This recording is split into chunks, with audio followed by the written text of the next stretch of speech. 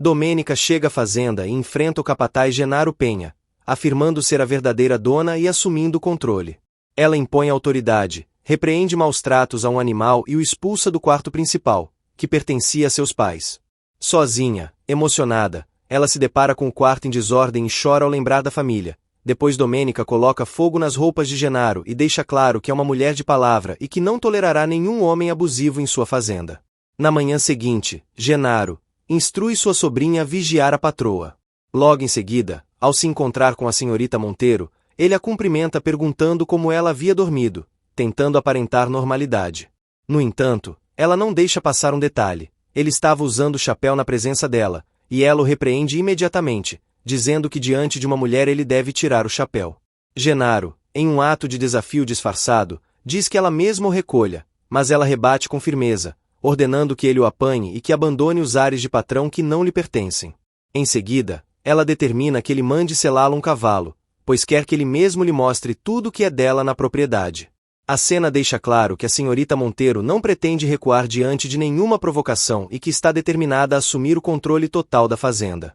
Enquanto isso, Pilar e Ernesto conversam preocupados sobre Domênica, que viajou para a fazenda sem dar nenhuma notícia de que havia chegado bem. De volta à fazenda, a Domênica Monteiro conversa com a sobrinha do capataz e descobre detalhes sobre quem vivia na propriedade, incluindo a figura de Pedro, um rapaz que havia sido abandonado ainda bebê e criado pela antiga cozinheira, que inclusive lhe deu o sobrenome. Após inteirar-se de tudo, a patroa é avisada de que seu cavalo já está pronto, e ela parte para conhecer suas terras, iniciando assim sua jornada de reconhecimento e retomada do que sempre foi seu por direito. Durante o passeio a cavalo pela propriedade, Domênica Monteiro e o capataz Genaro percorrem os cafezais e as terras da fazenda.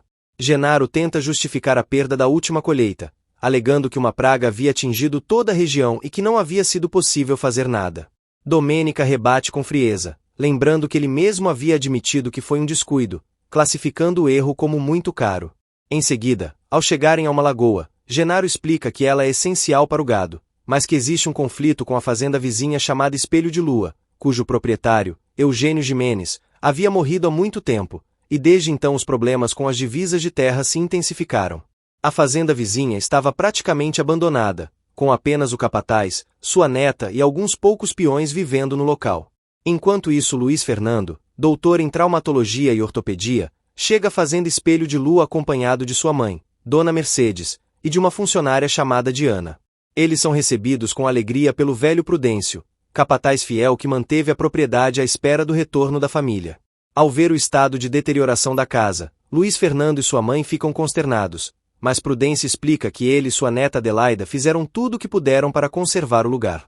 Prudêncio ainda informa que a maioria das terras estava sem ser trabalhada e que parte delas era arrendada para sobreviverem, além de revelar que Genaro Penha derrubava constantemente as cercas da propriedade para ir ganhando terreno aos poucos.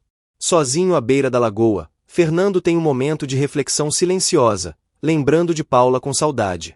O momento é interrompido quando Domênica o confronta com rispidez, ordenando que ele saia de suas terras.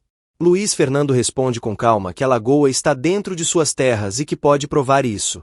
Domênica, já cansada de se sentir lesada, reage com veemência, declarando seu nome em voz alta e afirmando que não permitirá que ninguém tome o que é seu.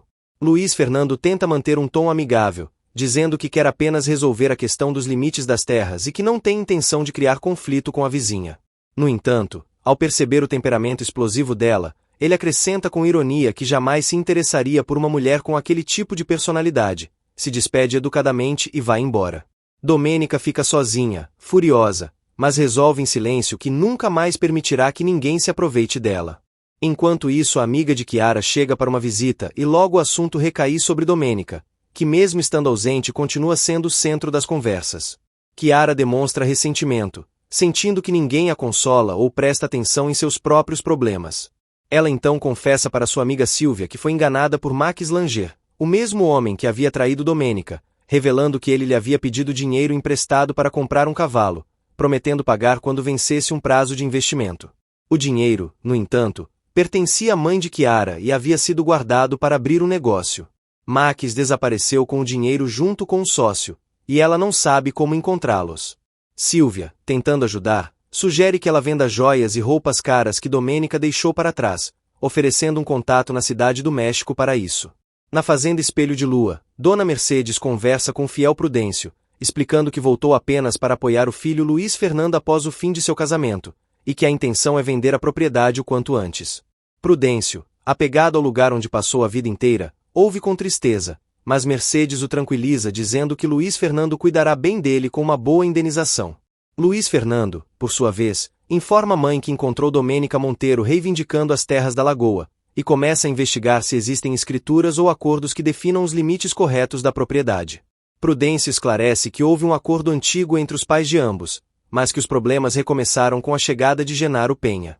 Domênica, ao retornar à fazenda, confronta Genaro pedindo explicações sobre a disputa pelas terras, e decide ir pessoalmente à prefeitura do município para resolver a questão. Enquanto isso, Diana, funcionária que acompanha a Dona Mercedes, conversa com Adelaida sobre os gostos da patroa, e ao partirem para o vilarejo, Mercedes revela para Diana que a fazenda guarda para ela tanto as melhores quanto as piores memórias de sua vida, explicando em parte a resistência que demonstra em permanecer naquele lugar. De volta à cidade, a senhora Nicolasa encontra Chiara mexendo nas pertences de Domênica, que havia dito para a jovem levar o que quisesse, pois não pretendia usar mais nada. Nicolasa interrompe a situação e pede que ninguém retire nada dali, pois acredita que Domênica voltará. Chiara sugere leiloar os itens em benefício de uma casa de acolhimento, ideia que Nicolasa aprova, mas pede que esperem alguns dias antes de tomar qualquer decisão. De volta à fazenda, Domênica conversa com Nieves, a jovem que cuidava da propriedade, elogiando a dedicação dela em manter tudo limpo, e a aconselha a não permitir que ninguém abuse dela, nem mesmo um familiar como o tio Genaro. Em seguida, Domênica pergunta onde pode encontrar roupas e acesso à internet, e Nieves a orienta até Santa Teresa del Amor, um vilarejo próximo com um estabelecimento que funciona como restaurante de dia, cantina de noite e também oferece internet por satélite. No vilarejo, Genaro Penha visita seu comparsa Gabriel e o avisa sobre a chegada de Domênica, deixando claro que a presença dela representa uma ameaça aos negócios escusos que os dois mantinham às custas da fazenda. Genaro afirma que vai se encarregar de fazê-la ir embora, e Gabriel alerta para que Domênica não descubra o que a propriedade havia produzido durante os anos de abandono, nem que Genaro era o verdadeiro dono dos negócios que funcionavam com os recursos da fazenda. De volta à cidade, os padrinhos de Domênica conversam preocupados, discutindo sobre Max Langer e concluindo que ele havia planejado tudo com antecedência para conquistar a confiança dela, possivelmente até contratando um investigador particular para saber detalhes de sua vida. Decidem que, se Domênica não der notícias até o fim do dia, irão pessoalmente até a fazenda. No vilarejo Domênica, ao acessar a internet no estabelecimento se depara com mensagens preocupadas de sua família e ainda com uma mensagem de sócios de Nova York informando que haviam ouvido rumores sobre sua situação financeira e que desistiriam do negócio com ela. Sozinha e abalada, Domênica desabafa em silêncio sua raiva por Max Langer, demonstrando que, apesar de tudo, ainda carrega o peso da traição. Se gostou do vídeo, se inscreva no canal e deixe seu like para nos ajudar. Um abraço e até!